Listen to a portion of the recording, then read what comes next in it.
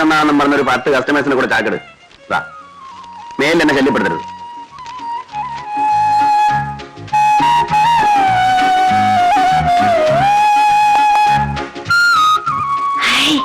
നന്നായിരിക്കുന്നു.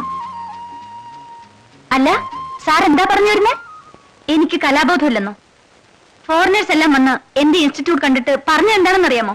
Marvellous, fantastic, great എന്നൊക്കെയാ. അല്ലേലും മലയാളികൾ ഇങ്ങനെയാ.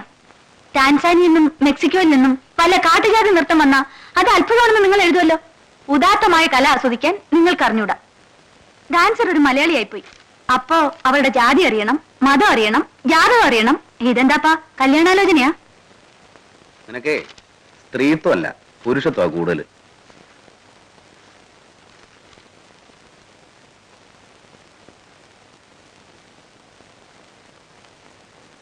ഞാനിവിടെ വരുന്നത് സാറിന് നാണക്കേടാണല്ലേ?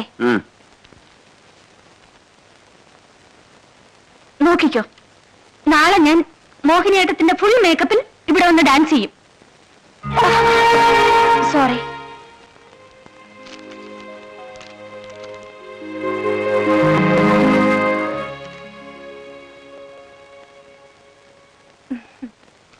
എന്താ സാറേ, പോർട്രേറ്റ് വരയ്ക്കലും തുടങ്ങിയോ? നീ അറിയില്ലേ, ഇത് മാരിയ ഫെർണാണ്ടസ്.